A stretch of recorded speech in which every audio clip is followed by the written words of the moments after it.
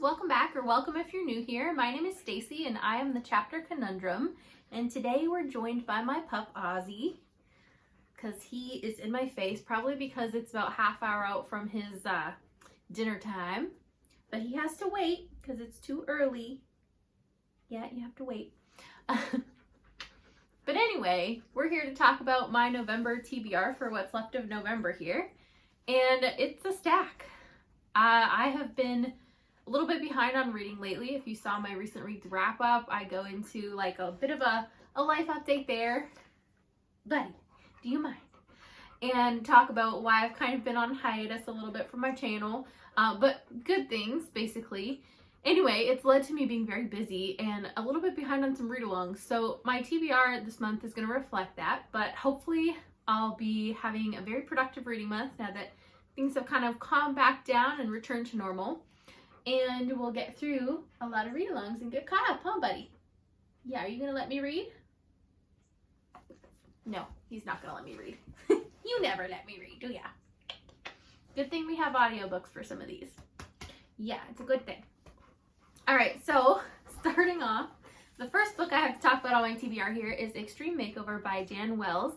And this was our Thrill, Chill, or Kill book club pick for the month of October. And from what I know about this, it's a horror and it involves an apocalypse caused by cosmetics. And that's pretty much all I need to know. I'm very intrigued, especially because I have read and enjoyed his John Cleaver books, starting with I Am Not a Serial Killer.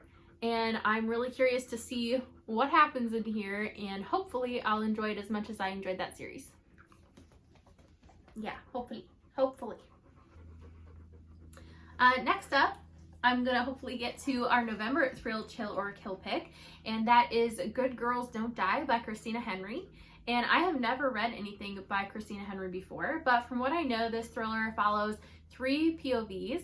One is following a woman who wakes up and feels like she's in a completely new identity.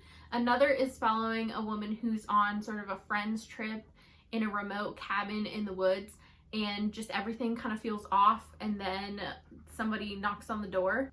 And the third POV is a woman who wakes up in like a shipping crate full of other women and who is told that she has to compete or complete this maze thing that is like a crazy obstacle course that's pretty deadly. And so we'll see how this goes. I have a feeling the other 2 POVs are somehow tied into like whatever's going on with this maze thing, but we'll read and find that out, and hopefully it's a good time. So next up, read-along wise, I'm a bit behind on our fantasy read-along on the Discord, and that of course for Legends of the First Empire by Michael J. Sullivan.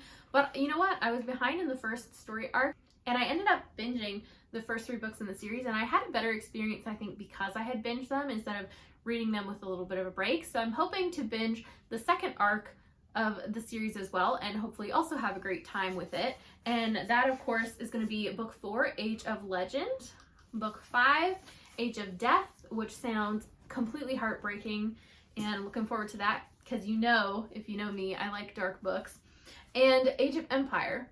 So it'll be interesting to see which one ends up my favorite. My early prediction, just based on title, is of course Age of Death, but we'll see, because book 2 and 3 were both 4.5-star reads for me, and I really loved both of those, so anything can happen. Speaking of another read-along I'm behind on, the Harry Potter read-along, I am still up to book 5, Order of the Phoenix Guys, which I think was supposed to be, I don't know, like July, August. Anyway, I am finally getting to this at my own pace, and I've been enjoying my reread of the series, so I'm going to be continuing with it. And it's a chunker, but we'll get there hopefully this month. Next up, I have an e-arc to mention, and that is the Trials of Rooker Flynn, so the second book in the Locke Institute by A.R. Witham. And this is an indie fantasy adventure series that follows Rooker Flynn, and he's kind of a rebellious pirate who, through some circumstances, ends up in the Locke Institute, and it's sort of kind of like this labor camp, prison work camp idea. And a lot of book 1 is him kind of trying to figure out how to survive and thrive in this environment. But I had a really good time with it. It definitely has some horror elements in the series, and I really enjoyed the pacing and the tension and the stakes.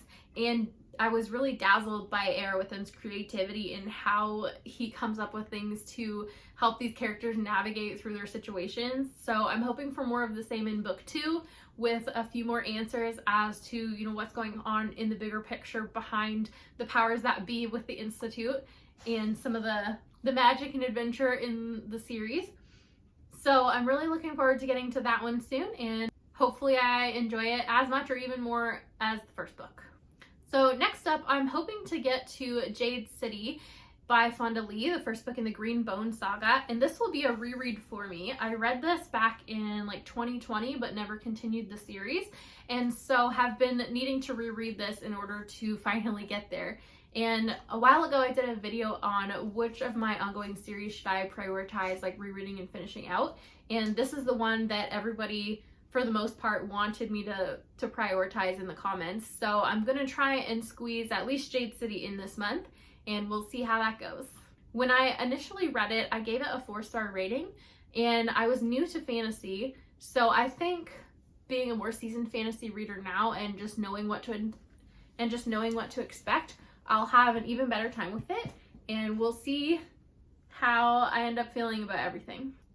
All right, next up, another carryover that I've been meaning to get to for ages is Blood Over Brighthaven by Emma Long. And if you didn't know, The Sword of Kaigan is one of my all-time favorite books, so this is a really anticipated release for me, and I've had the indie copy since, like, I don't know, last Christmas, and then I was putting it off because I had plans to buddy read it in May, but then that ended up not working out, and I still haven't gotten there because the last few months have been very busy for me, but I'm definitely really excited to dive into this one.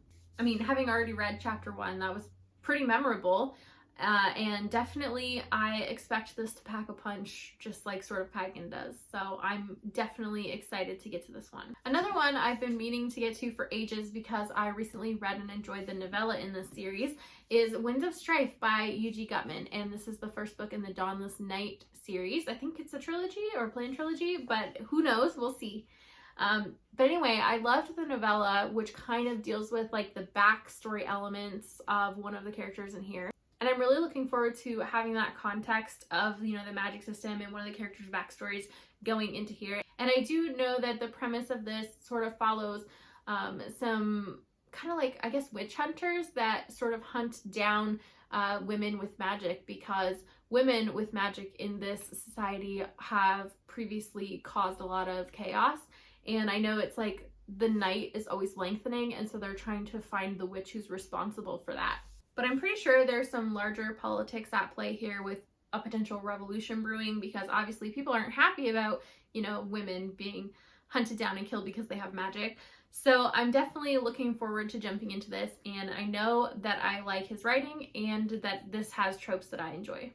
And another anticipated release that I am really excited to get to, but that I still haven't had time for, it just came out in September, is Goldfinch. And this is the 6th and final book in the Plated Prisoner series by Raven Kennedy. And this is kind of like a dark fantasy mixed with romance, and it's loosely started out as based on a King Midas retelling. But I have really been enjoying this series. Every book in it has been at least a 4-star, if not a 5 for me. So I'm definitely really intrigued on how this is going to wrap up. I'm hoping to get all the answers about things I've been wondering about in here, and I'm just really antsy to read this and enjoy it. And then, as if that pile of books wasn't intimidating enough, I also have a vlog project I want to try and get done for you guys, and I have 3 books for that. They're all kind of shorter, nothing too chunky, but I'm not going to tell you guys what they are. You'll find out hopefully when I can manage to get that vlog done. And speaking of vlogs, I do have one current read. It's The Sundown Motel by Simone St. James, and that's also going to be for another vlog, but I've already read the 2 previous books I wanted to feature in there. So that will be coming out soon, but also that's kind of half on my TBR too. Anyway, so those are all the books I plan and hope to finish in the month of November. Let me know what's on your guys' November TBR. Are you kind of slaying it way ahead of the game? Are you like finishing your yearly challenges up? Or are you kind of like me where you've been a little bit more busy than you thought you would be and kind of behind and catching up? Are there any anticipated releases for you that you still haven't gotten around to that you would really like to? Let me know all that good stuff down in the comments below, And thank you very much for watching. Have a great day. Bye.